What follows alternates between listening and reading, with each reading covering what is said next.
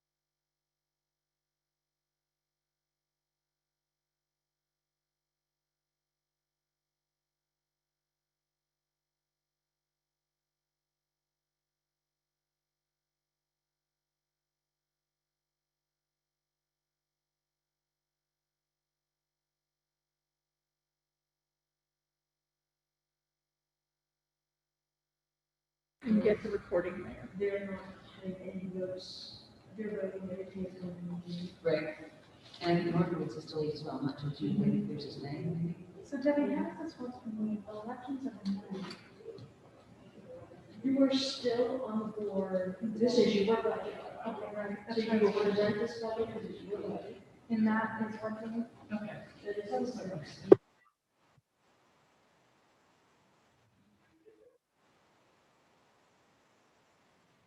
It's on here.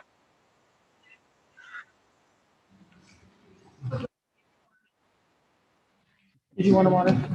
I'm fine, thank you, I got one. Who wanted a water? Thank you. Would you like my little change? I have no preference. I'm good with you. Thank you. And I'm sorry.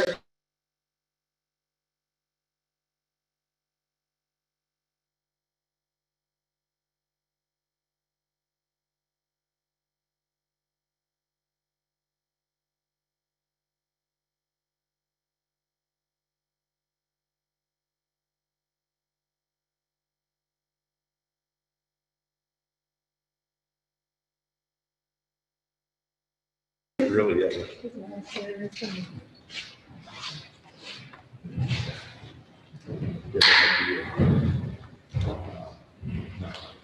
Everybody ready?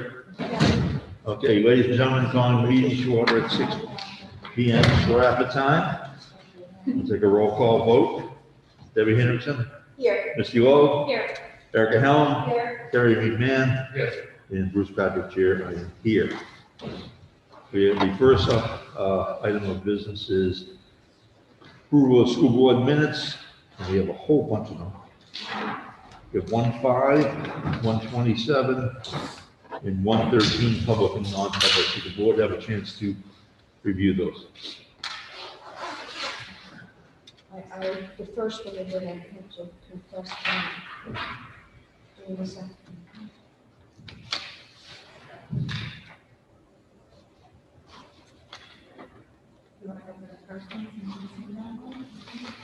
All right, I'll make a motion to accept the minutes for public and non-public on 1/5/21.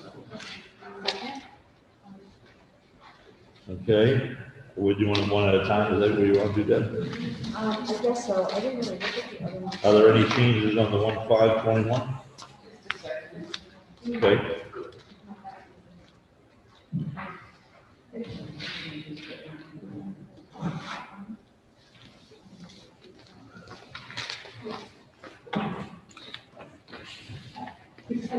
This would be a public. We'll go about every question.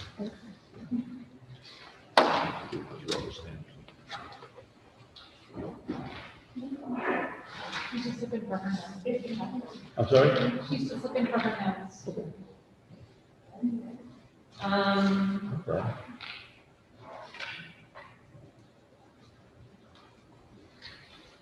the lines match up.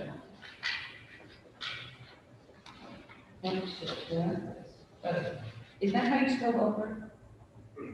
What page? Sorry, it's page 4, line 36. And then, or 35, sorry. I don't think so. It doesn't look right to me, but I don't, you would know best probably. Page 4, yeah, line 36. All the way down. Oh, no, it's WELPER.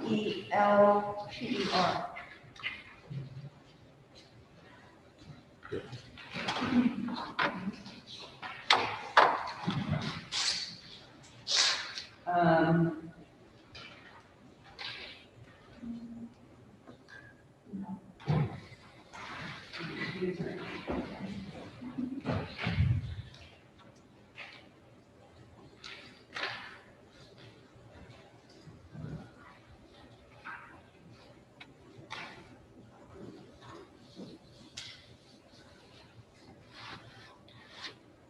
Any other changes?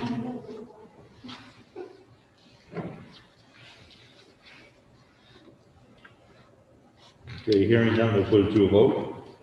Ms. Hendrickson, Yes. Ms. Lowe, Yeah. Ms. Helm, yes, Ms. McMahon, Yes. and myself, yes. Okay, is there anything for the 127 or 113 at this time? Or should we pull those for next? I wouldn't mind holding them to the next meeting because I I have that. really did look at them carefully. I hate just to be rushing. That is not a problem. Thank you. Okay, next item down is a parent letter. We received a parent letter in our packet. It does mention non-public, but I don't see a reason to go into non-public for this. This is a request from Cassandra. I can't remember. How do you say that name? McFarland? Okay, anyway, Steely's mother, okay? Steely Morgan Baker's mother to continue to be at Dover High School for the second year. So, I'll make a motion thank you. to allow, what was his name? Steely, To allow Steely to attend Dover High School for the 2021, 2022 school year. and that's to access the CTC. And that goes with our Co-Brown policy. Co-Brown They offer a program that they do not. And this would be, I'm just going to add to my motion that this would be, of course, that we would pay up to the amount of Co-Brown, Okay. and we would not include transportation. We have a motion, who seconded it? second, Oh, there we go, okay, good. very good. Is there any further discussion on it? It's like he's driving. Yeah, and I think he's in the firefighting. Yeah, he has interest in firefighting culinary. He's already in the program, but according to our policy, we have to renew it each year. Which is fine. Good luck to him. I think he's not too far in public meeting. Okay, so Debbie, Yes. Misty, Yes. Erica, Yes, and Kerry, Yes. myself, yes, good luck to Steely in his sophomore year at Dover High School. Move down to a budget discussion and adjustments. Does anybody have any additions or changes to the budget? The only thing, I don't think we voted on the final budget for the warrant article, and I wonder if that was something we need to do. Still do it now, we still have plenty of time. Okay, well, whatever you want. Kerry, you want a motion? Yeah, I just, Because knowing that number fluctuates, so that's an estimate right now, right, okay, because things can do you change. want to wait till next meeting? I don't know. We can wait till before the meeting, we can plug the number in the warrant anyway. Okay, all right. At the, Okay, fine, then I will wait. I do want to just double check one more time. I know I've asked. I just want to make sure that the numbers for Co-Brown, the students that we have, that we budgeted for to attend Co-Brown next year is absolutely correct. I'm just a little worried about that number, that's all. So if somebody could just, make sure of that, because that's a big part of our budget. right, because if you look at the warrant article, Mhm. it has an open space for a board member to say the exact amount. that would go with what's printed in the book, and then you can also adjust. that. So, okay? All right, we do have a petition warrant article that we received at the SAU. Because of state law, we have to have a hearing on the petition article. And it could not be tonight because it wasn't posted in time, so we will be meeting next Wednesday night for a hearing. That's the only thing on the agenda at that time. I have to apologize in advance, I'll be in a different board meeting. I saw that, Misty, that's okay. I did get a private message from the petitioner, and she just asked how we're going to handle that. And, so I thought you would discuss that. Right, and the customary way for us to handle is, we would ask the petitioner to address it.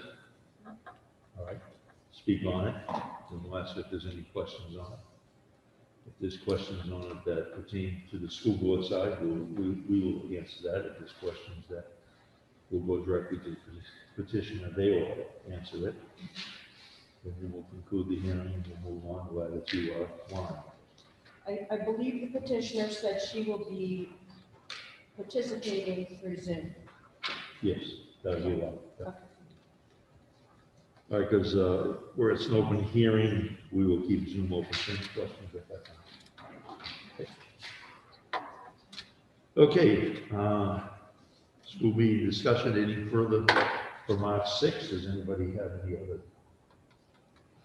things they'd like to talk about at that, for that night, for that morning, I guess? I know that you're gonna do probably go over the budget pieces that have, what do we call it, the budget drivers, right? Right, correct. So my only thing is the warrant article about the roof. How are we gonna do that? I know you're gonna have to address it. Are we gonna do, if you don't have any number and a screening or anything, or you just wanna talk? I'll just talk. Okay. And I'll just try to explain to the town that, different options, do it all at once for this, do it in 2 years, it's gonna cost a little more. Did we get an update on the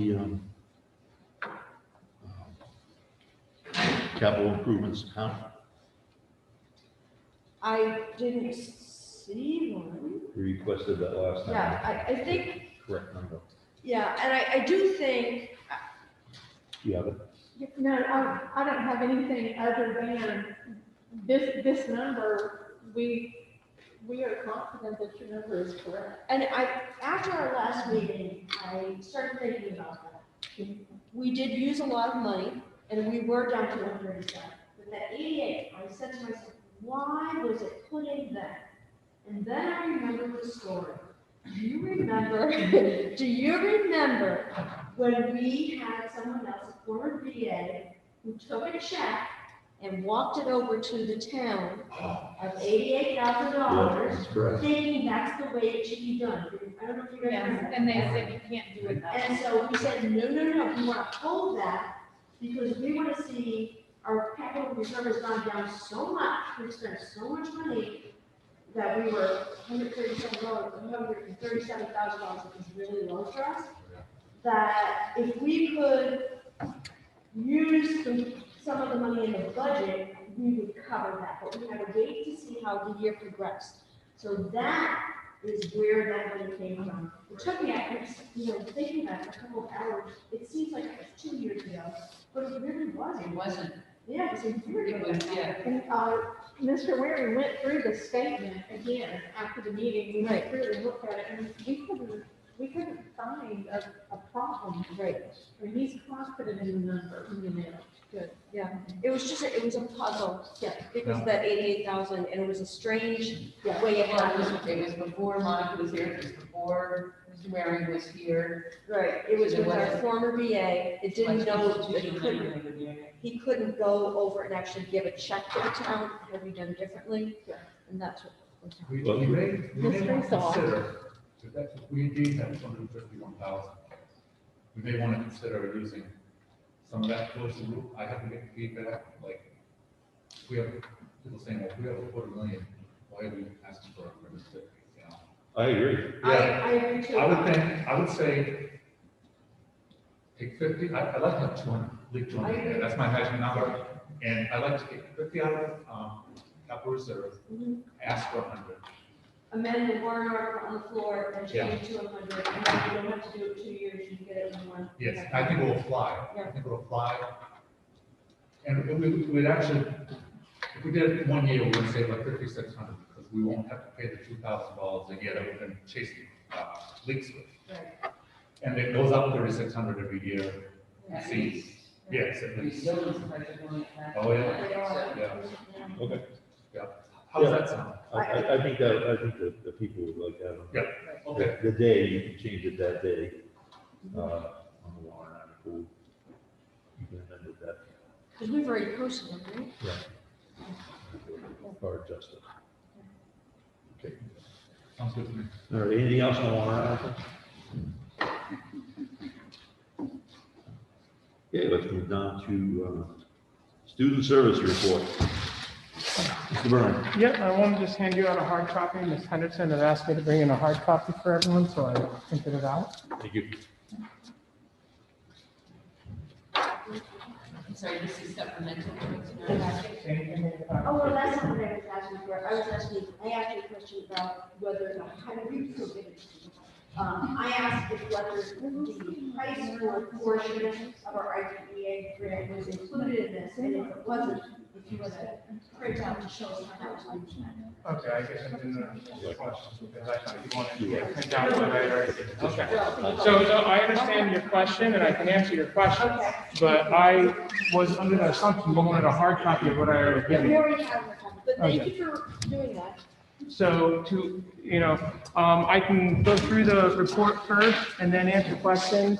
I was just gonna go ahead and go through it kind of briefly and show you what was the highlights of it and then answer any questions that you might have.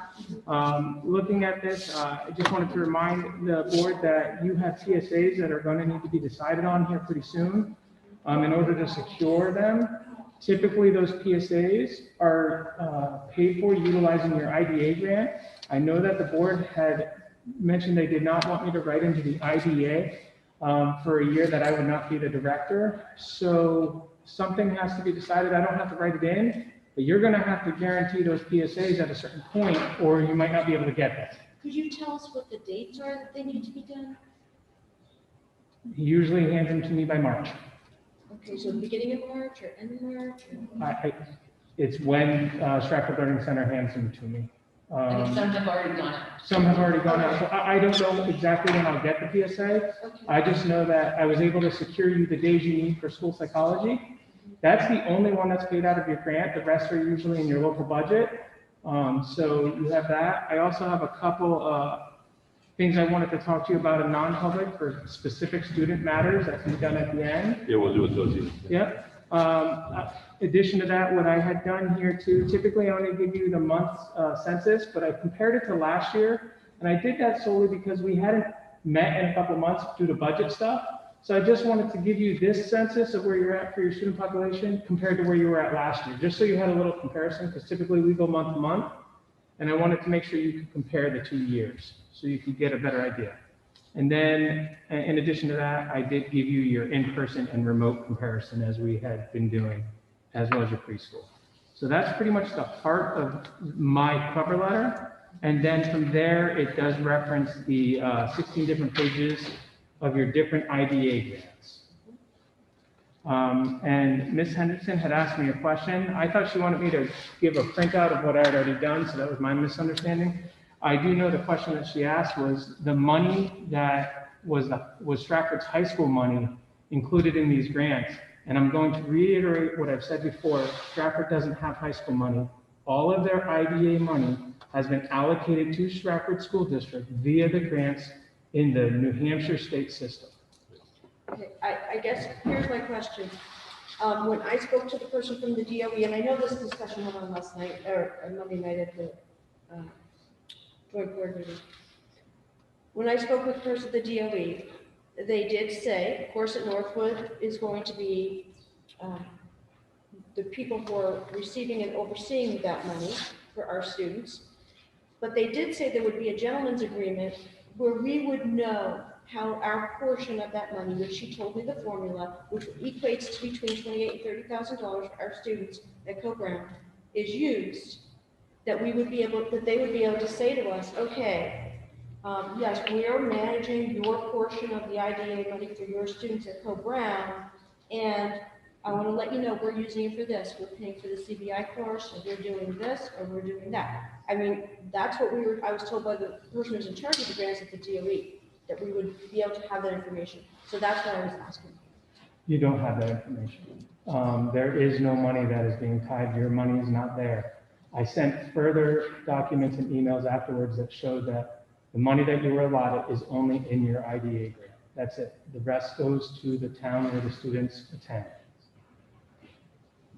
And so they are not going to show us how they're using the money that they're receiving from us for our students at Co-Brown? Is that true? I just want to be clear. They are not receiving your money. That is true. So our students who are special ed students, and the formula goes by certain amount for special ed kids, kids who are receiving free and reduced lunch, there's a level of poverty and so forth. There's a formula.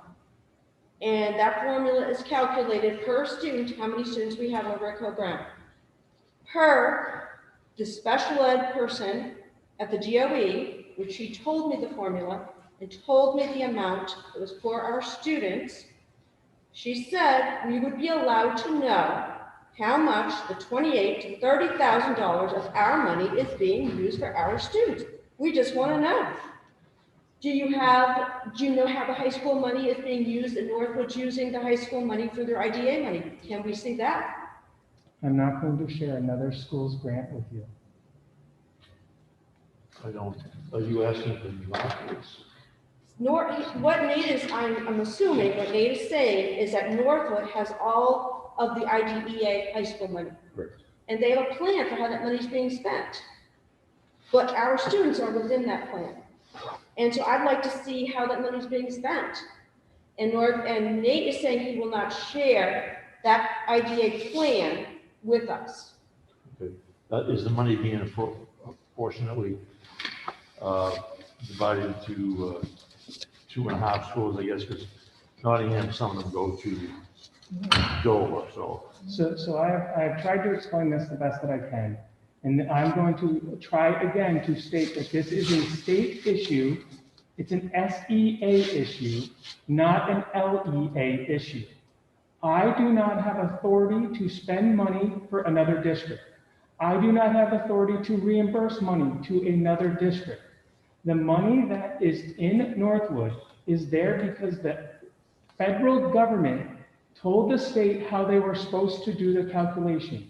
The way that the state calculation goes is that the money goes to the town in which the student attends. It does not belong to the school district in which they reside. That I know is not an easy thing to hear. That is why I sent the emails directly from the state to the board in multiple times. My hands are tied. So this was a big discussion at the delegate assembly because of our bill. And actually, I think we spent an hour and a half talking about it. And everybody's saying the same thing. So I guess what I want to know is if I could, this might help a little bit as well. It's not, quote, Northwood's money, and it's not the SAE's money. We are the pass-through agent to the high schools where those children are assigned. That is all we are, is the pass-through. It goes into our account and we pass it straight through to them. Okay, my question is, if we filled out a right to know request, are we allowed to see the plan? Is an IDEA federal fund allotment private? It's not, doesn't identify students. I would think that if we filled out a right to know, we would be able to see how that money is being spent. I would like to know that. I'll be glad if you'd like me to talk to Megan about what could be shared.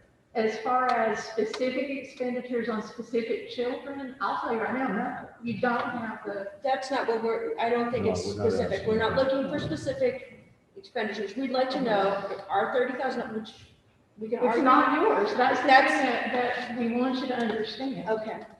Can I just ask a clarifying question, Nate? I feel like you did a good job at the joint board meeting trying to talk in generalities, not student specific, about where the money was going and what children were able to access it, specifically a paraeducator in a certain. I can speak to that if That you would might be like. a good example Yeah. that might help connect the dots maybe. Thank you, Ms. Lowe. I can do that. I'm not going to give you someone else's grant at this I point, not until I'm told that I have to. I don't feel that that's I appropriate. think even in generalities, Yeah. knowing that our kids are benefiting from the money. Send me a representative. I will. So what we have done for those funds to help with the high school is we have hired in the past and continue to support hiring a CDI instructor that is also a paraeducator. And the students who attend that class could be from any district, and we allow that. It doesn't matter whether it's a Strafford student, a Nottingham student, a Dover student, Deerfield student, whatever student attends Co-Brown, if they're an identified student, have access to that class. Is Deerfield's, Deerfield students to Co-Brown. I can't tell you how many identified students. so is their money going to Co-Brown or to Norfolk? If they have an identified student, it could. It's like Pinkerton. It's the same thing as Pinkerton. Pinkerton This is just Academy. different what the person at the DOE explained to me in September. I understand, but I also sent you an email after September when I got more clarification on how it worked. So I followed up with that because I did. I went to that person at the state, got more clarification and sent you the follow-up email to the board. I sent it to Mr. Rooney and the board back in the summer. So that is one of the ways we pay for it. And that actually takes a large chunk of funds to pay for that position and that paraprofessional. Are there leftover funds? The other thing that we utilize our funds for is some of our alt ed facilitator, so a position at the SAU also. has some Okay, of that. so then we could send our kids to the alt ed next year No, for you free. can't. No, you can't. Why not? It's not dollar for dollar Yeah, that it's way. not the way I it think works. that's the, and I know this is a new law and it's confusing and it's very frustrating for towns who do not have their own high school in their own city limits is why this is a problem. We need to do a class action lawsuit or something with the other districts. I heard Barrington. Yes, but Barrington, again, that we spoke about Monday night at the joint board meeting, but the money that we would be spending on a special ed law attorneys to fight with the DOE, that is a lost cause. That, I don't feel like that's financially prudent for taxpayers' dollars because special ed attorneys never agree with the DOE. So to just go back and forth with that is not, Well, and most of the time, the DOE doesn't agree with the DOE. Yeah, we're gonna have to figure it out because it's just, I mean, I know, I recognize it's a problem and I'm not trying to minimize that. I just really think it's important to know that it's out of Nate's control. I understand, but we're gonna do something about it, because I can understand the CDI instructor, but not the alt ed, if we're not able to use the CDI, because it is, but if we're not. But you have students who attend right now who do attend the Alton Center. No, I mean for next year, I'm talking about for next year, so that if our IDA money is saved from their salary, for high school money. The IDEA money does not belong to the Strafford School District. And the SAU is not making decisions at Co-Brown or at Dover as to how funds are utilized. We are a pass-through agent and we participate in as needed as part of IEP teams. But the special education departments at those schools and those administrators are the ones who make those determinations. That's who we work with.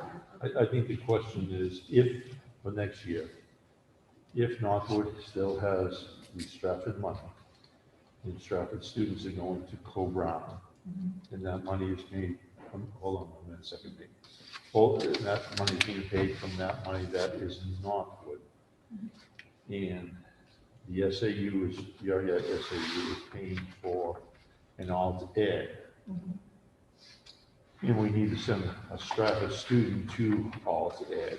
That would still be within the Northwood district and should still be paid for. I think that ideally is a discussion with, at the joint board level, to, to, to make that kind of a decision. I think it can be a contracted issue, there could be an NOA, something like that. I think that's the wisest way to move forward. We'll talk It to makes Megan. sense. Let's talk to Megan. Yeah, we'll Because talk. this isn't. It makes sense because it's so close Yeah, to, I'll- and you've got kids who are gonna be transitioning in high school. yeah, we will talk to the attorney. Yeah, we're gonna. Nate, go ahead. So one thing I'd like to point out, though, I need to make sure you understand, is the money for that program is actually written into your grant right now. Okay. So We it, understand that, but I'm talking about the additional money. You there is said- no additional money. Okay, all right, we're gonna go round and round. That's good, we're good. Anything else, Nate, on the grants? No. Thank you. Okay. That was gonna be lengthy. We are to the superintendent's report. Monica, you're on.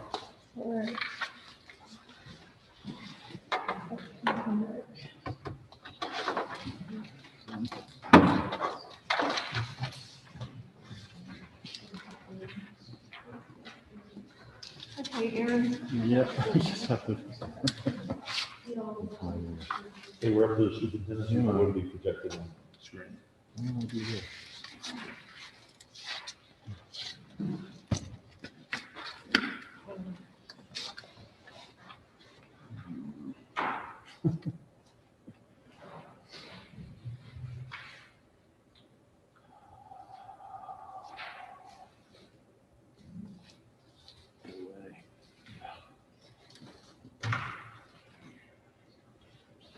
there you go. All right. Okay, your personnel report is on page 28, and you have two nominations. One is for Ms. Barbara Spatafora as paraprofessional at $16.22 an hour, and the other is Riley Mulligan, custodian, at $15 an hour. Both of those positions are funded out of local operating budget, and that's the only vote that you'll need because there aren't any resignations or stipends. Okay, I just have a question about how many hours was the custodian? Kathy, is it part-time or full-time? Part-time. I think it's 20. It is 20. 20, I just want to make it clear. And And it's Riley. Okay, I'm gonna make a motion to accept the Yep. nomination of staff for Barbara Spatafora, paraprofessional, at $16.22 an hour out of the local operating budget. Riley Mulligan for part-time custodian, 20 hours a week.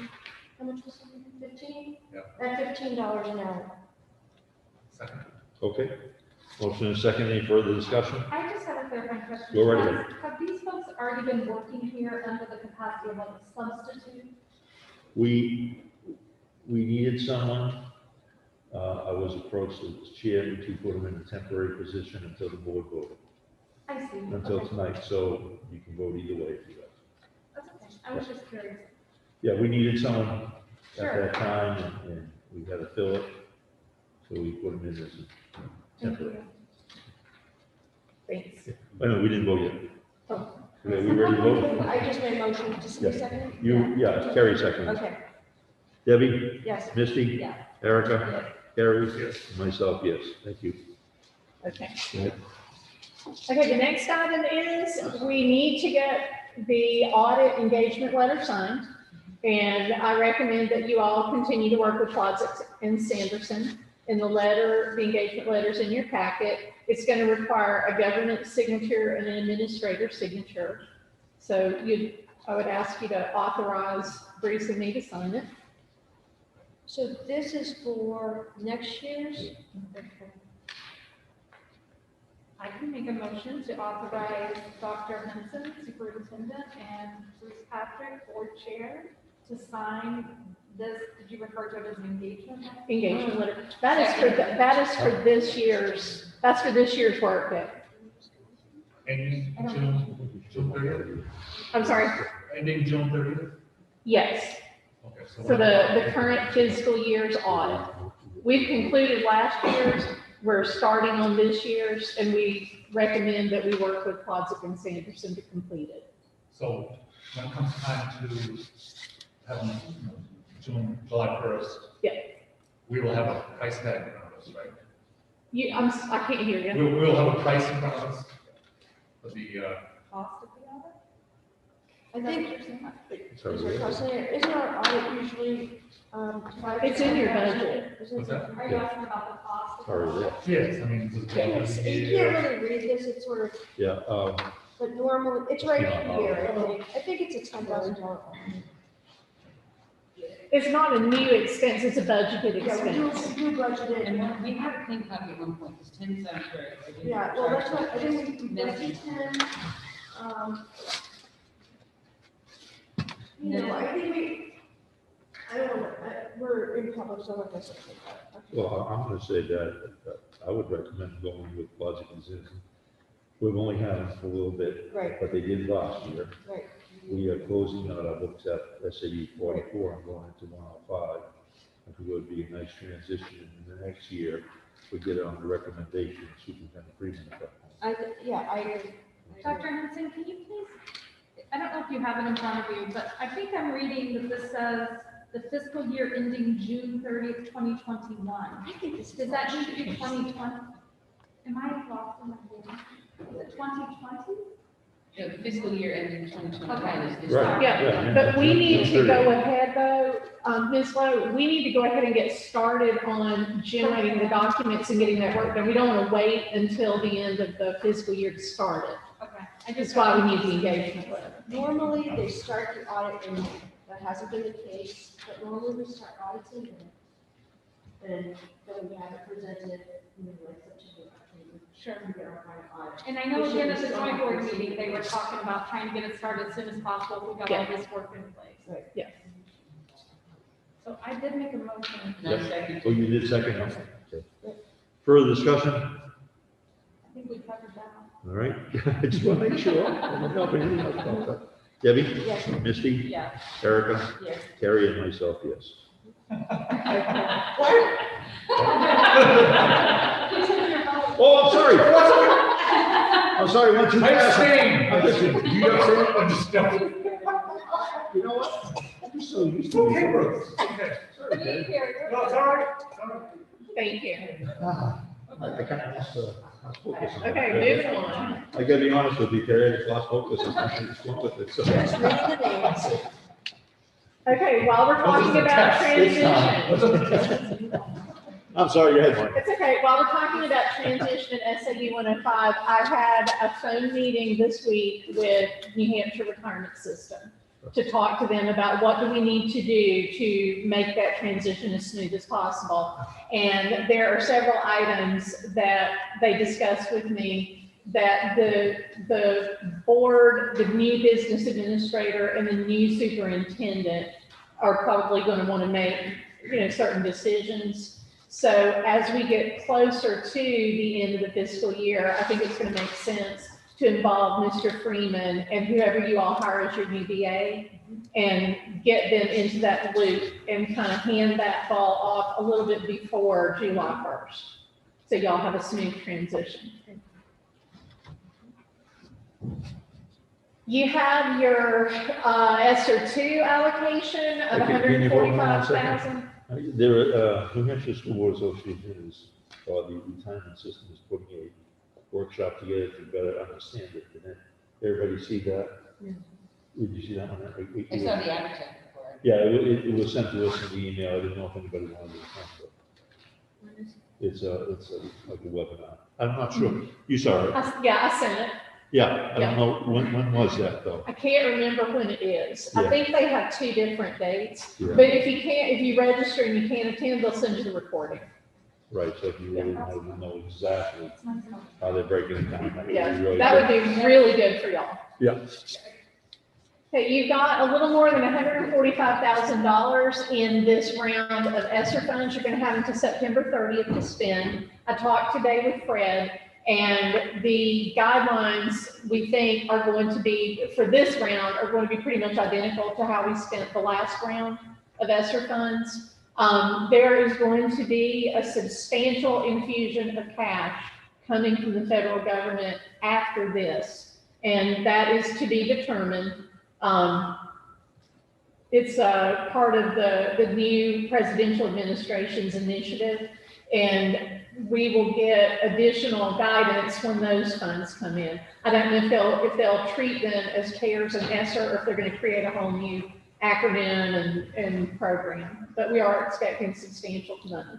Would we be able to have a copy of the guidelines for that money? I'm sorry, Would we be able to receive printed guidelines to how that money can be spent? yep, I can get that from I Fred. thought you shared that with us. I thought we did get an email. That was just kind of a summary, but I can give you the actual document if you want, Okay. that DOE provides us. That would be great. I'm gonna write myself a note. I've already got it all spent. I bet you do. FYI. I bet you do.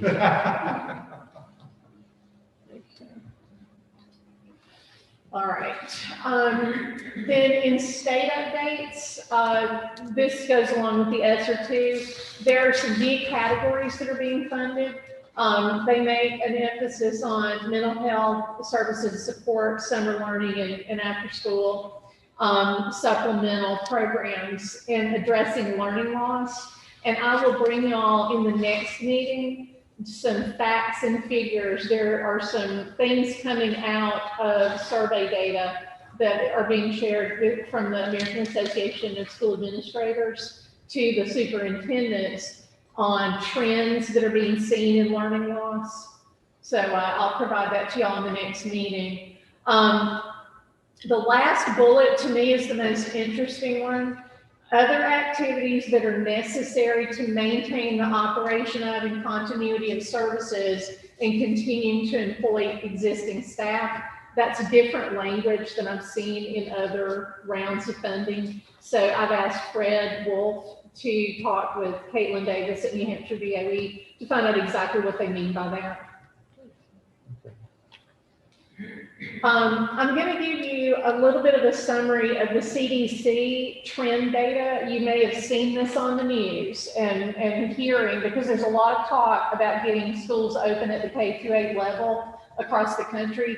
But the CDC has shared on their website, and DHHS has pushed it out to school administrators, that the trends do not indicate that children being in school drive an increase in COVID incidents in transmission. And if you'll go to the next one, Erin, thank you.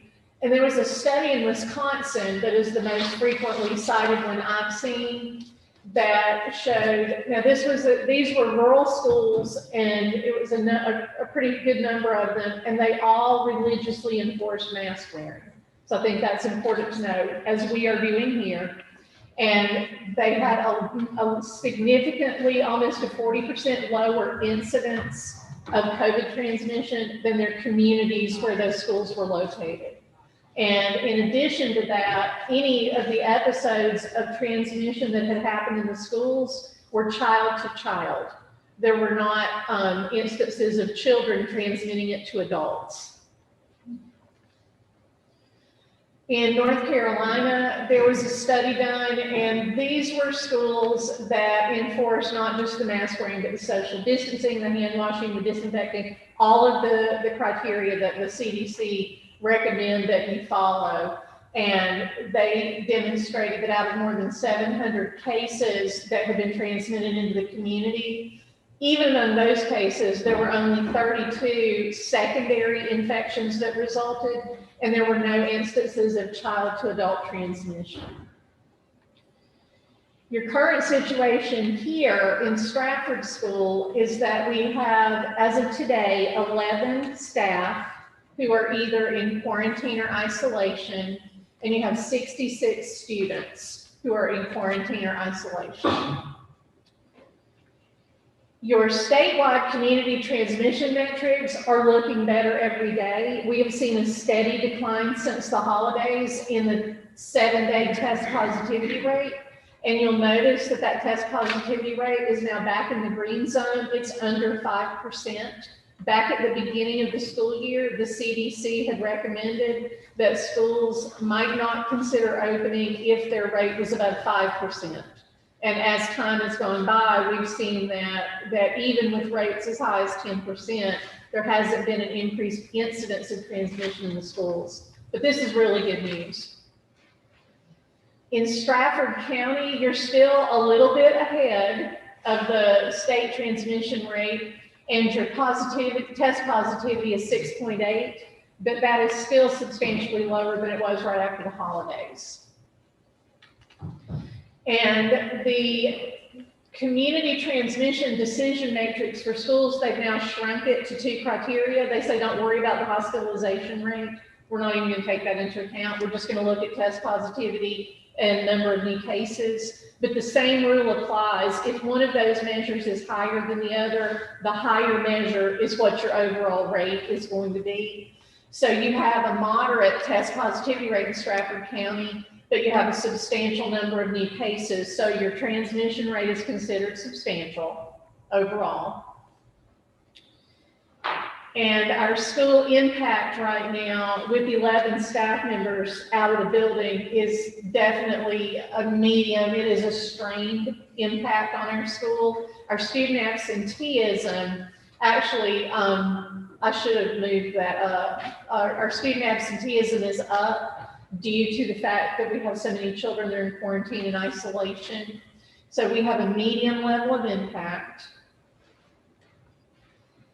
And then you have, I'm sorry, Erin, if you'll go back, I forgot to mention, we do have a cluster in Strafford School, but it involves adults, not children. And a cluster is defined as 3 or more individuals who are part of a related group, not related by blood, but related by an event or a setting or an incident. And then under your old decision matrix, the DHHS would recommend with medium school impact and substantial transmission that you would want to consider the possibility of going remote, with the caveat that that is a local decision.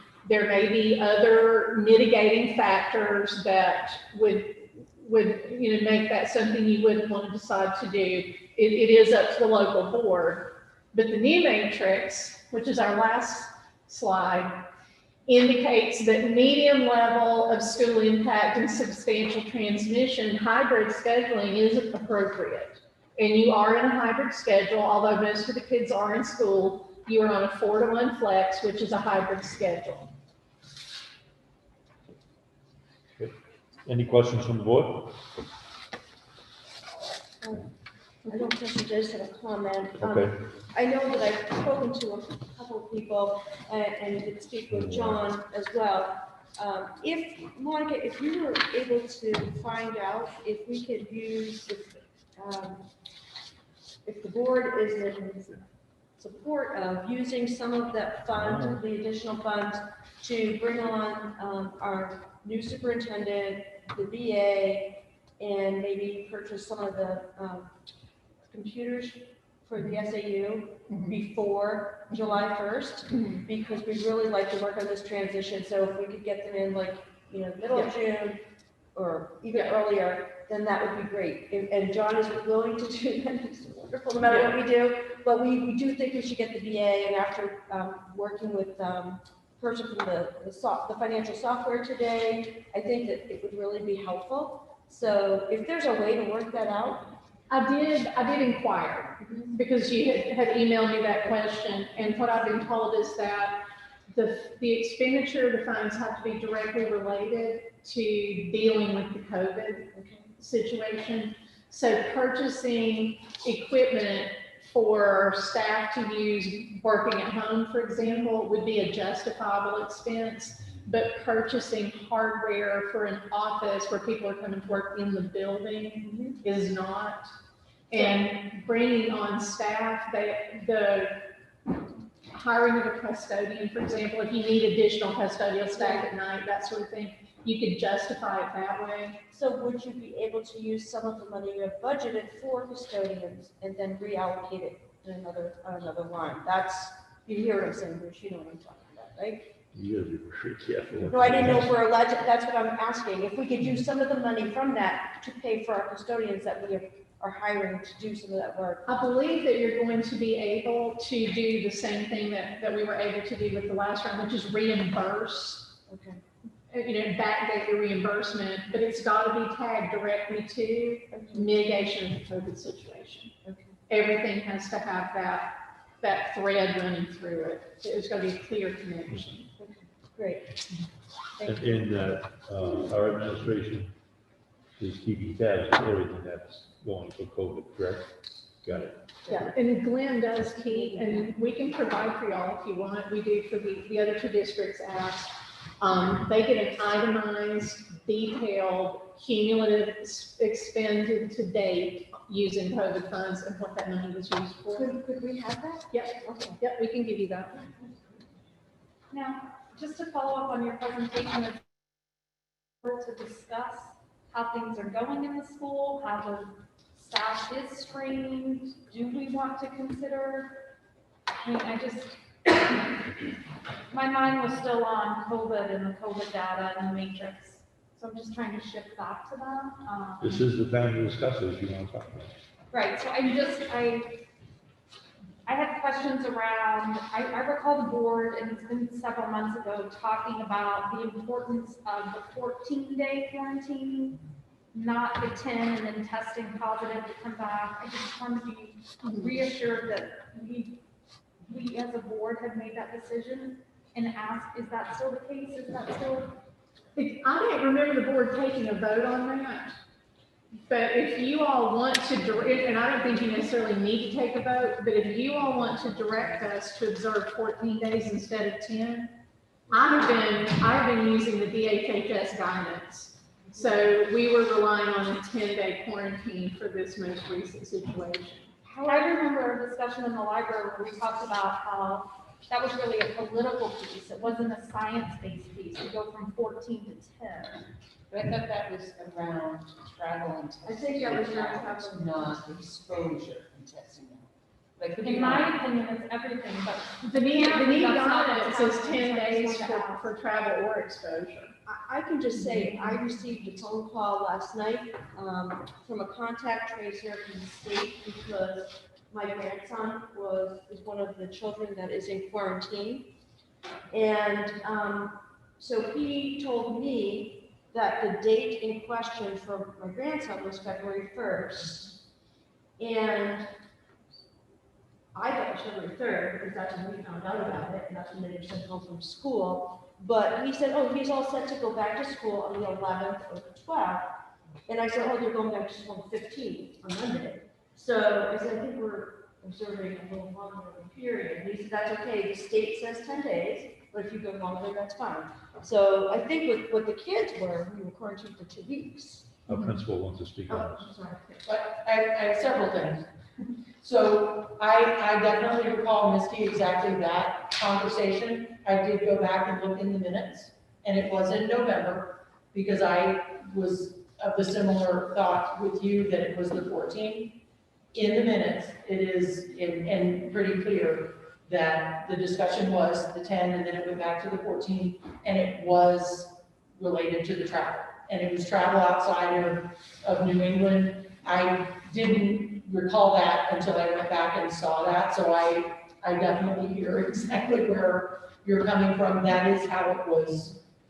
It was kind of couched under that, and it did say that the board voted, and they did agree to continue with the 14 specific to people traveling outside of the New England area and on their return. So that's just to put that out there. As far as the So current, just before you go, are we agreed to continue that, if children or staff travel over February break or April break, like that is what the board is still in agreement with travel? that's the last thing that's in there. So I would ask to the board, let us know what your pleasure is. Because I think that it's just important to let staff and families know, if they are traveling out of New England, they will not be returning in person until closer to 14 days. Sure, if the board, so I think Dr. Henson, if they did change it on the 26th, it went down to 10 for all things. We'll do whatever the board thinks is, in the best interest, and we'll make sure that that gets communicated. Well, I'm only one board member. I just simply want to say on record that I think we need to do everything we can to mitigate and minimize risk. And I personally feel very passionately in the 14 days versus 10. I feel that the 10 days is strictly to support economics. I get it. People gotta get to work. But the period of when the virus spreads and when you can have it, that hasn't changed. That's still scientifically 14 days. So we just need to decide where we're at, or we're not going to be able to continue being successful at doing what we're doing. But I didn't even cut you off, Kathy. Oh, no, I was just gonna provide a little clarification with regards to the specifics of the most recent situation. We actually have 3 separate exposure dates. So one was the 29th, one was the 1st, and one was the 3rd. And they impacted multiple different folks. The thing that gets tricky is that if someone were to test, if I were to test positive today, I did not assure anybody, but if I were, then we would go back for that contact tracing 48 hours from today. So any contacts I had in the last 48 hours. So that's where it got very tricky in terms of the exposure date and all of those things. We were very meticulous in terms of following all of that and ensuring who was involved and all of that. So I'm sorry, Deb, that it seemed kind of odd. And the other piece to that is when we communicated, and I did have a number of parents reach out and say, what was my child's exposure date? Because what we shared was when they would come back to school, but there are some kiddos, and in retrospect, I certainly would, communicate all of this more clearly.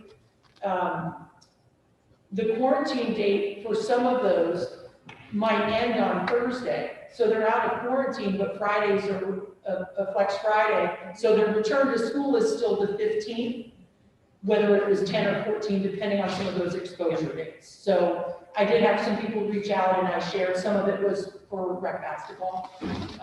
So I did share exposure date information with rec basketball as well, so they would have that.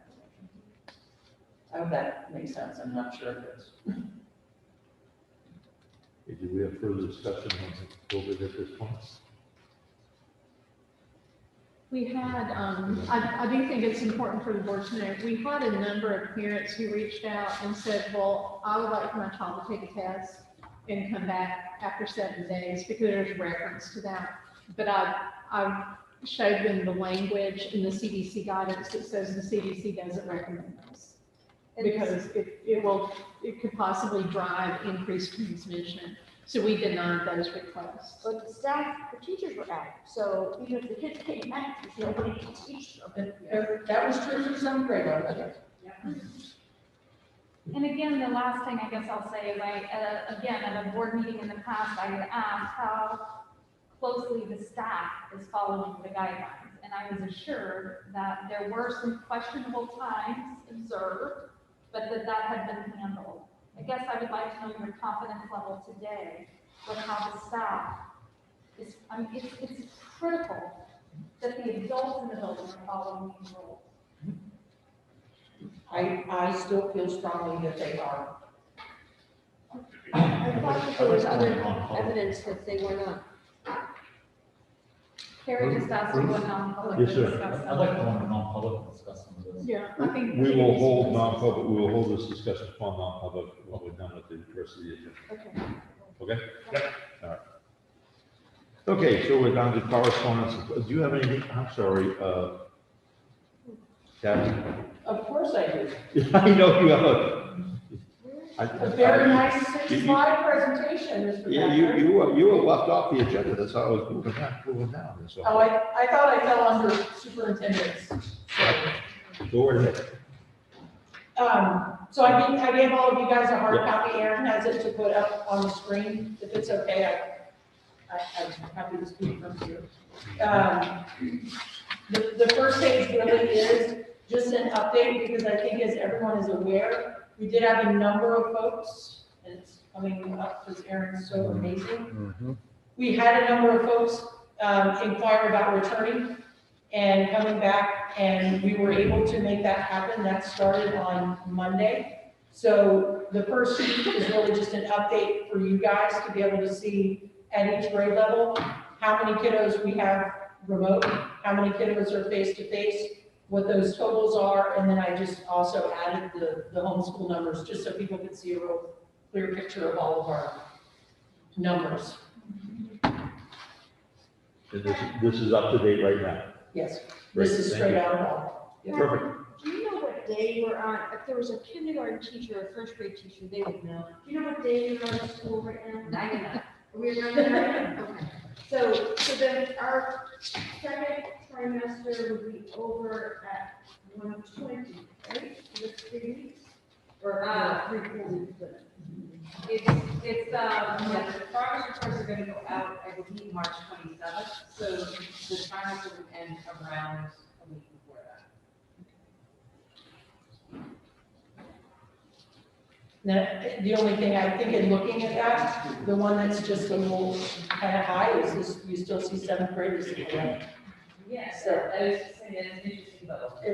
It is. It might be because Ms. Russell and I, that's our advisory check-in group, so they just wanted to continue to do Zoom check-ins with us every Wednesday. I'm sure that's not it, but we can say that. The next page is just, again, informational, projected enrollment for next year, adding in, I added in homeschool kiddos potential, so I can't guarantee they will come back. We do have a number of kiddos that are being homeschooled because of COVID. So the numbers are moving our kiddos up to the next grade level. They are reasonable. Even our smaller classes are that small bubble of current fifth and sixth is going up a bit. So just putting it out there, it's really just for information for the board to see kind of what we look at and where we are and what the trend looks like for upcoming classes. So, and then the other side is staffing, number of teachers we have at those grade levels currently. So for pre-K, you only count like half a kid, because you get a 0.5 there. She's it's a part-time teacher. So she Okay. teaches half children. Thank you. Yes, sorry, I didn't label that, I noticed that. I know what we got, I just. And I knew someone would love the 0.5. Yeah. Upcoming consideration, just things for people to be aware of. We do still continue to be down 2.5 paras. So we're managing, we're handling that situation. Kiddos that get services, we're doing that remotely and kind of making that work. But if everyone was in the building, we would be short-staffed in terms of paras. So just putting that out there. We're 2.5 today. Is it still posted? Yes, it is. Yeah, we were down more. But that new hire was someone who was working for us up until the session. That's what we thought. And we had to replace her. She left and couldn't wait to come back, so. Yeah. And the second one is just letting folks know, we do have special ed kiddos coming in March, and we are aware that they will require one-on-ones. We do have that posted as well, and we have not gotten applicants, so just kind of putting that out there so that people are aware of that. The staffing for summer literacy, I did give you a separate sheet. As, I think we know that summer literacy is for math and literacy. Typically, Janet Komiak has run that for I don't know how many years. She is passing that along to the wonderful Miss Audrey Dolan. So I gave kind of a sheet. I asked Janet, this is kind of second nature for her. So I asked her to kind of put together what things Audrey will need to do and kind of how that will look. So that's a separate sheet I gave to you guys. Yes. It seems like the ESSER money that Monica showed us on the screen could be used for the summer program for students that are lapsing because of the COVID. Yep, absolutely. That's Well, a fabulous We idea. would like to fund that through that. Right, that would be great to fund that way. So are we looking at expanding our summer opportunities for kids? I think that, on the next, one of the next slides, you'll see we're looking at, starting to have our data, we're looking at our data points. We're finishing up our second round of testing to really look at where those trends are. But I would imagine that given the way this school year has been and the way last school year ended, I think we will definitely be expanding that. And I couldn't say for certain we'll be looking at that, but I think we will be offering quite a bit more, and I think more folks will be interested in pursuing that. Do you think that you will have a challenge staff? Hopefully not. We have a fantastic recruiter as our coordinator. She's pretty persuasive. I know many districts are using this money to offer very robust summer programs, especially for our youngest learners who pivoted last year in March, like kindergarten first graders who were, those foundational years of getting face-to-face instruction, and now are experiencing very disruptive school years, so offering all of them. But when you have teachers who have also endured this experience, and is there bandwidth there to come and work for the summer too, or is that where they're going to try to recuperate their own well-being? So that's why I asked. We have not put that out there. I wanted to get Audrey out there as the person who will be heading this up. But that's certainly something. We have our staff meeting tomorrow. We can kind of put that out there and see where people are at. It's early in terms of, committing for that. I would like to think that we wouldn't have a problem staffing it. I'm optimistic that we're going to be in a better COVID place at that point. And I also think there's such a difference teaching these kids to read, having somebody who has experience teaching first grade would be a primary person to target to teach these kids for the summer. Is there a first grade teacher? No, I'm not a first grade teacher, but I will recruit one. Okay, that's Audrey will put on, she'll be the recruiter. Yeah. The last bullet on that page is just kind of putting out there that our part-time counselor is happy joy for her, but she will be going out on maternity leave. So in the midst of a time when we have, kiddos with a lot of emotional struggles and the social piece and all of these kiddos that are remote and having the difficulties with quarantine and isolation, we will be down that part-time counselor. I don't know if that's something we would consider getting a sub for, just putting it out there that it will be a gap for us. I would fully support trying to fill those shoes. Can I ask before we move on to the next page? Yep. Where are we posting for parents? We have it on our website, we have it on the SAU website. I don't know.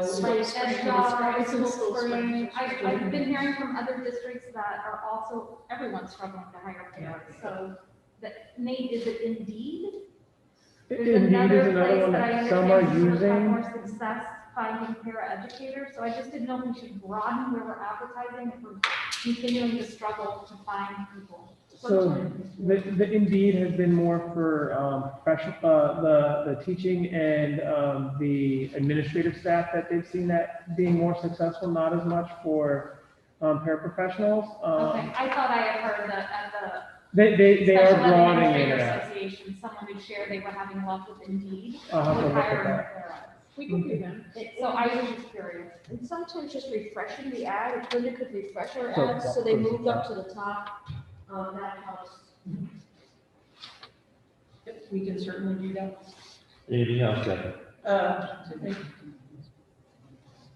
2 more pages. Oh, okay, I'm sorry. I'm sorry, Bruce, I'll go quick. Celebrating Black History Month, that's just some things, I won't go through telling the stories of how all of those things are happening, but those are different things. The yellow up in the upper left is something that our counselors put out for our SEL program. And one of those is a door that one of our teachers did. The bottom right is the way that one of our teachers introduces. So I'm trying to remember how But there's a frame for each person, and before he turns them around, it says, artist, poet, and different things. And then the middle is a question, so when they introduce the new one, it's, who is this person? And then ask, what did they do? How did they do it? And the kids go through and they do some reading, they do a bunch of different things, but it's a really cool project they do to keep the Black History Month going the entire month. So that's happening across the building. That's just a couple of cool things to share. Kathy, could you put this on the Facebook page? Because I saw someone put this on the community page, and I said, mine, I started answering the question, but I thought it would be better coming from just having it on the Facebook page. These photographs would have been great. I think, I think you should put them on there, what we're doing. It's just somebody out there really doing it at the school, and one of them is trying to get information from you, which I think it'd be better just to get.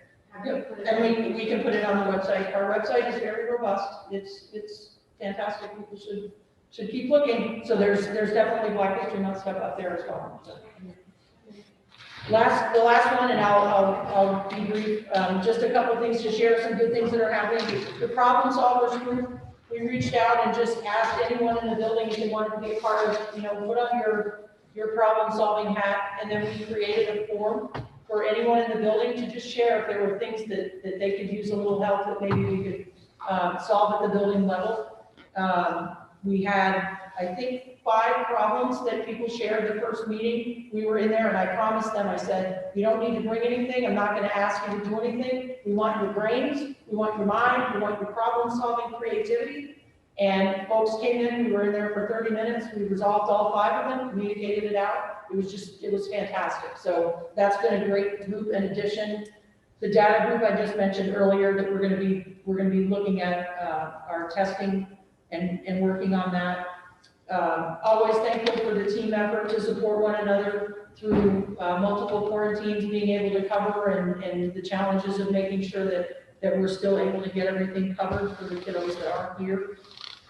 Summer literacy, we already talked about. Planning is underway, so ESY is just around the corner. Thank you to the 8th graders and their advisors for the Valentine's Day Carnation fundraiser. So there'll be flowers delivered to staff and students that kids chose to purchase. And just one last thing to share that it's easy to get mired down in that we've had this recent cluster. But although we've recently had that, I think just to remember that we've been able to provide face-to-face since the very beginning without a single entire school remote closure. And I just think, even though it's tough when we're dealing with the challenging part, I really want us to remember just how long we've been doing this and just what a fantastic job that the community and the school and the staff have all done to make sure that we're still able to be in the building. It's no easy feat, and I just can't say enough how, what an accomplishment that is. And I couldn't be more proud of the staff and the community and the kids for, doing the right things. So. Bruce, now I'm done. Okay, thank you. I have a question. Oh, fantastic. No, you're not done. I'm not done. Can you remind me when kindergarten registration takes minutes? Very soon, Amanda Roy just said, we need to get on this and get rolling with it. So that should be Okay. coming up soon. So I couldn't remember, if it was February or March. I think it's right after the break. I think it's pretty soon after the break. Okay.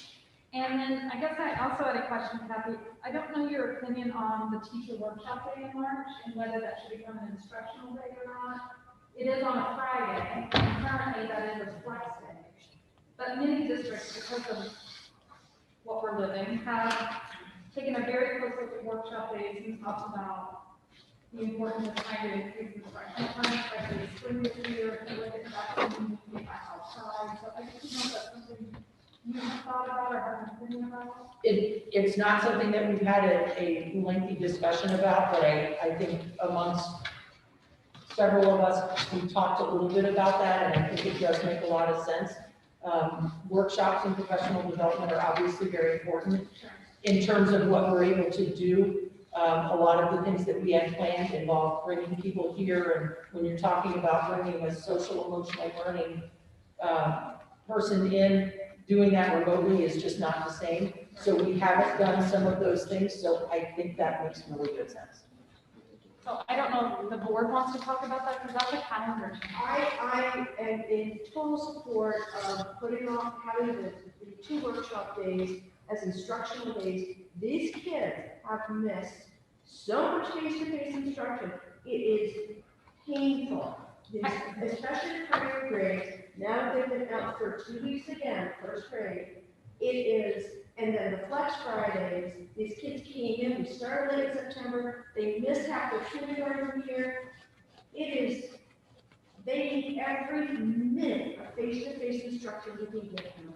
So I was just looking at the school calendar, and one of those days is a student placement day, so contractually, I don't. I was gonna I say, don't know if that, we can that change is that. part of the CBA. Yeah, Right, so I just wanted can to, you so make that for me?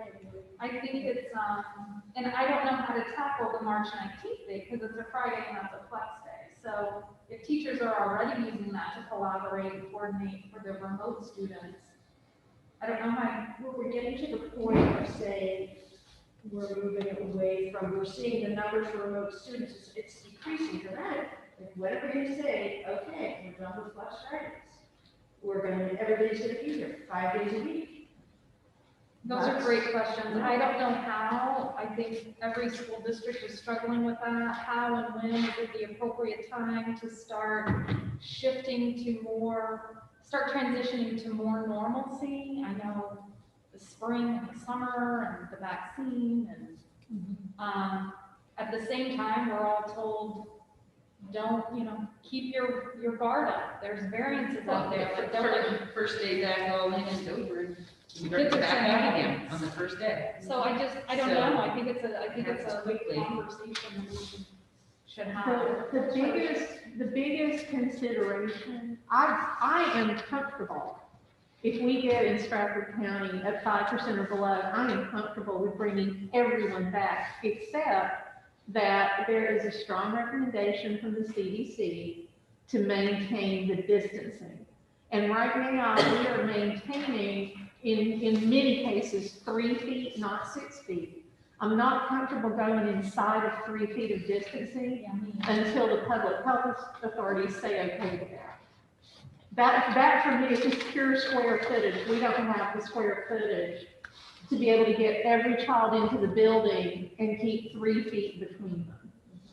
But the children that are in the building now, 4 days a week, coming in 5, I guess is the question. That's what I'm thinking. And whether or not families who have chosen to stay remote, if they're committed to that, then that number may not, I don't know. Maybe shift. I think those are just- I agree with you. Those are just things to And the consider. homeschooling number, which is pretty high, homeschooling. Yeah, and we did say we were going to take it by trimester. We did even make a motion to pay the one part-time preschool teacher for 1 trimester. Everything was for the trimester. That's why I was asking, when is the trimester going to end? Because That's on this calendar too. because you can start to think about that and plan, because that's what we told you. We would take a look at this every time. And I think actually it's a nice time to get, we'll be moving into the spring, when we can open windows and kids can be outside. Is it March 17th, am I reading this calendar correctly, that that's the next term? It says, second trimester, it says midterm, January 27th, end of trimester, 11:March 17th. I don't know if I'm reading that right. I think it might have shifted a day or two, Oh, okay, that would make sense. but But it's in that ballpark. it's in the range somewhere, I think, I wanted to say the 20th. And then the next one is May. So like March could be a benchmark if we were gonna make any shifts, and then May. So I think that makes the most sense to target a trimester shift to make any big shifts, just because that's easier for people to track. I think it gives time to prepare. Yeah, so maybe we can start thinking about that, is everybody like in that? I'm ready to start talking about it, but I also want to echo Kathy's kudos, because Strafford has been in full day, 4 days a week, and even in the district where I work, it's an AM PM session, nobody's getting a full day. So Strafford is doing remarkable things. Yeah. Has been doing more than almost anybody in the area. pretty consistently, so I think we can be proud of that. Absolutely, absolutely. But at the same token, we are looking at bringing more kids in and trying to figure out how can you go from a half day to a full day? How can you get, you know, more targeted learners in, or, you know, be that kindergarten or first grade or whatever the. We need to move forward, yeah. Anything else, Kathy? Or Amanda at this time? Okay. Now we're done, Kathy. Now, I'm done. Thank you. I'm sorry. Okay, now we're moving on to correspondence and presentations. There's one each way. for the board members.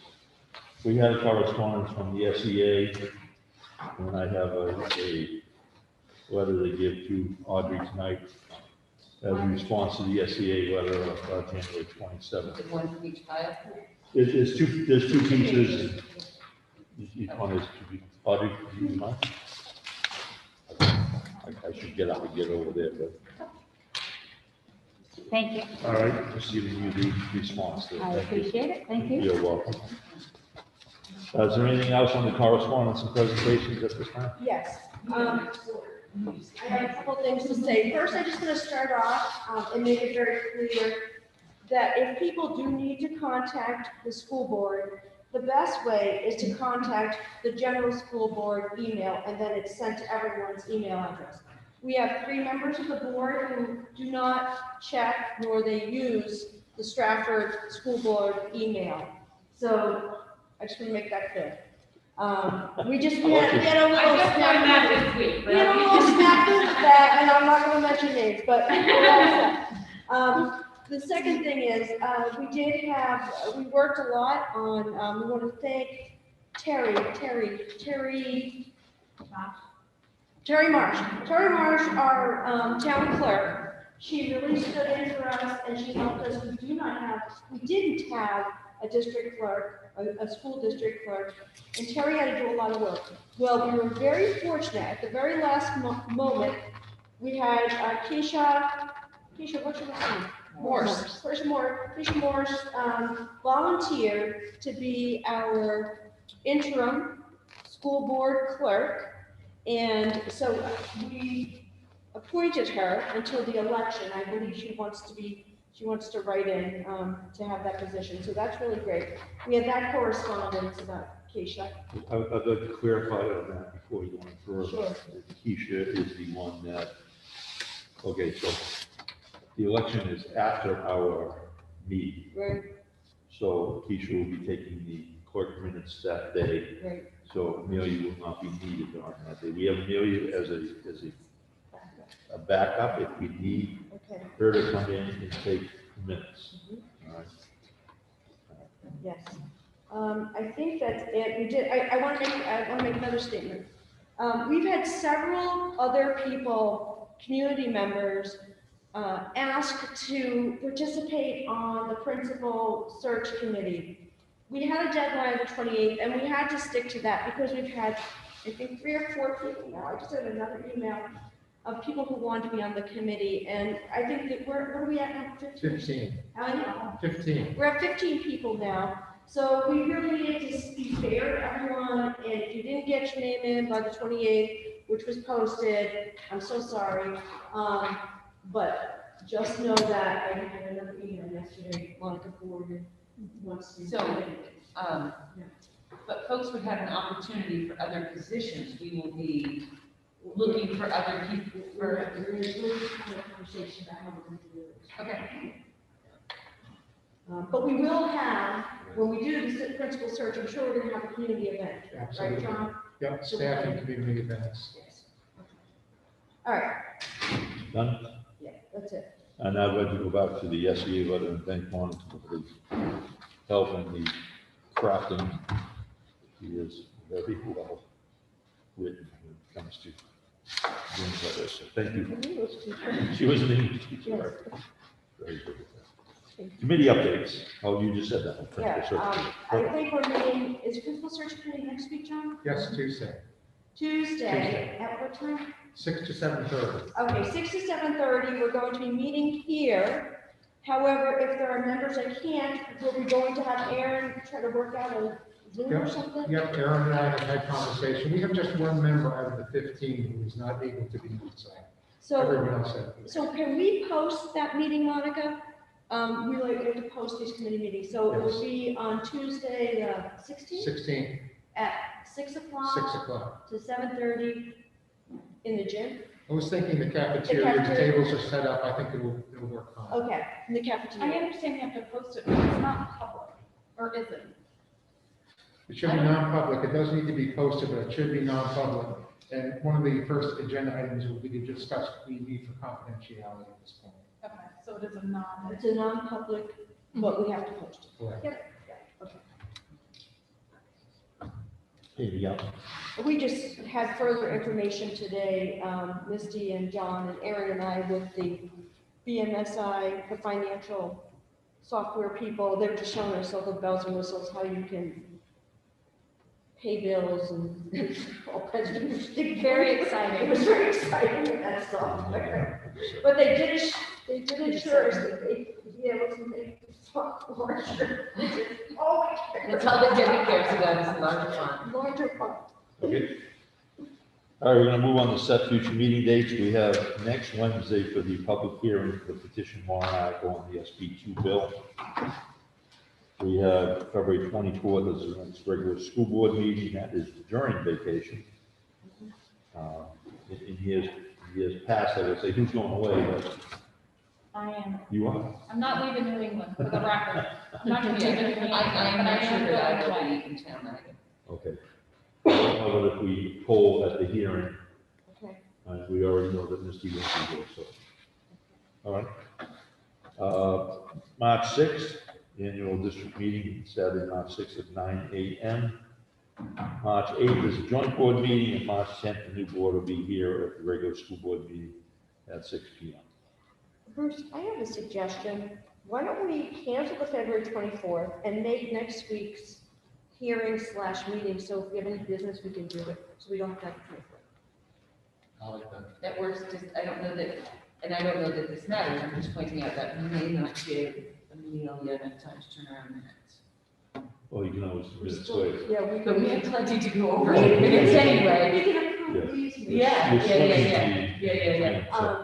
And then we can have the hearing, you know, I'd be good with that. and then we can do our business, and then we can, you know, we're off. Yeah, I think That that's, works much better for me. Misty, I don't know. get it out of the way, so you don't. I'm not sure that works for me, but I'll let you know.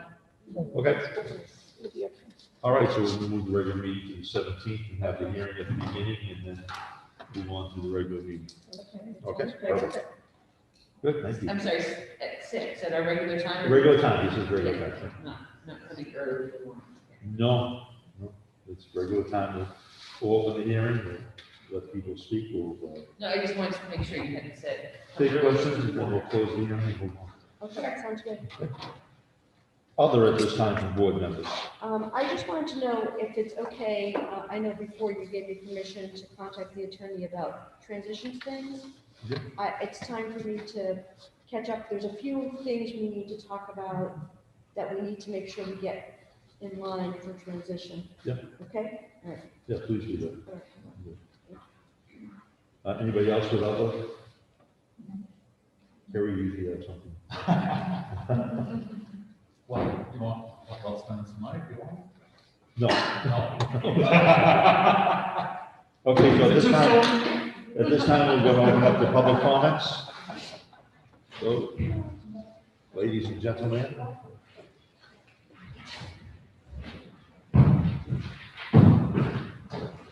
Name for the record, please, when you speak, and then we'll. Hi guys, I'm Keisha Morse, my name is Road. So I have been appointed the school district clerk position. And so Terry, she provided me the oath of office. However, I don't actually have anybody appointed by.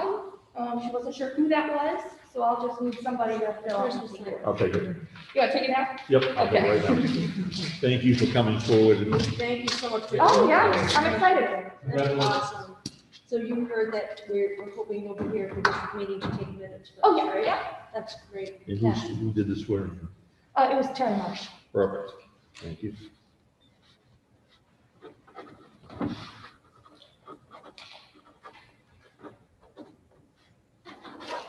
Do you keep this or does the district keep this? I will keep that. Okay, yeah, you're the That clerk. is my job. That's absolutely That's correct. great. Thank you. That makes sense. All right. And then just as a parent, I just want to say thank you so much for continuing to work hard in the school, keeping the kids healthy and safe and happy. And I love that we're continuing to evolve and pursuing getting our kids back to where they need to be in a safe environment. So thank you. Thank you. Good luck with this meeting. Oh, I'm sorry. Taking minutes, that's no small feat. I know, I've already started talking with Mary and Terry about how to handle that. Dr. Henson has a question? I wanted the school board to know that the day that I reached out to Keisha to see if she would be willing to take this on, it was the deadline day to be able to get things, Yes. we had to get things to the Moved very printer. fast. She agreed to do it, and she drove over after work, and the town clerk stayed after hours so that they could get what had to be done. Yep. taken It care worked of. out really well. And thank you, and We thank Terry everyone. Marsh went Yeah. above and beyond, she was doing a lot of work. for us. Yeah. Really. She's a great contact. Could you write a thank you letter to Terry from us? Thank you so much. Ms. Amazon. Eric Almanzon, Overlook Lane. I would just like to ask a clarifying question, if the board would allow. It was stated that there are 66 students in quarantine. Are those all, because I know at least one class was not allowed to be in because of a teacher, the staff was out. So are these 66 actual close contacts? Or are some of them in that position where they just don't have teachers? Some of them are started out as remote because the teacher had to be remote. And then we had subsequent positives from the adults that rendered some of those children also in quarantine. Okay, thank you. Anybody else? Let's go on. Of course. Of course. That's fine. A couple of things. Hi, Audrey Olin, Wakefield. I did want to thank Misty for bringing up about the discussion in November about the 14-day quarantine. I realize it was over the holiday travel, but an exposure to COVID, whether it's, in Virginia or if it's here in Strafford School in third grade, doesn't really make a difference, right? That 14 days keeps us all a bit safer. So I'm hoping you will continue with that practice. It keeps us all a bit safer. I also was encouraged by the conversation I heard by the board about the summer literacy and maybe using some of that COVID money. In the past, we've usually had like one teacher and a para per a grade level or two, but I'm thinking we may need to, if the money is there, hire more at those primary grade levels so that we can keep those group sizes smaller and get the most instruction with those kiddos. So I'll be probably asking for more personnel if I can get those folks to want to do it. Also, this is something for you, Carrie. I have booked Camp Invention for the first full week of August, and so I'll be here July and August, thinking about shade in our playground area. I don't want to do tents, Carrie, because those blew away last year. Do we have any plans for a structure in the back to provide shade? Because we don't have a lot, except for the dugouts. I did get a quote, and it was bad timing when I mentioned it, but I was pavilion. I got a quote on a pavilion. A pavilion? Well, that's what it's called, a pavilion, a 24 by 24, which is like the size of a garage. But an open, post-contained with a, roof, ranch type stuff. I did get a quote, it was around 13,000. That would be like maybe that would qualify. You talked about this. We could take the But I don't think. You probably did. I did. I don't think that we should do anything yet until we figure out what's going on with. Right. What's going on with that so far, and we need to get this to us and we're going. It makes it hard spending more money if we can't use some of this money to get some personnel in maybe before July 1st, even for a week or so. Say that again? To get maybe our BA here. Oh, yes, I agree with all that. I mean, I would love to see that I happen. agree with all that, but I'll just tell Audrey that, I did have that. Oh, just Yeah, something well, to I keep think in the about back of that your thought. mind, that there's not really any shelter from the sun Right. out on that playground anymore, since the trees came I down. think that would be something Okay, that we should do at some point, yeah, because. I mean, it's brutal out there in the summer, Yeah, with no shade. And we had all the trees. it was bad timing Right, with those trees died. Yeah, and the bees like to make nests in the dugouts, so like even the dugouts aren't necessarily the safest place to hang out in the shade. So, and the other thing I wanted to say is I wanted to thank Dr. Henson and Sarah Fuhrer for, they provided a training for the Strafford School staff members who had questions about the new tax withholding formulas and the paychecks, and they offered a remote training for us. I just wanted to do a shout out and say thank you very much for that. Appreciate it. Okay, thank you. Okay, anyone else? Doctor? All right. Okay, at this time, the chair would entertain a motion to go into non-public session. We have legal matter and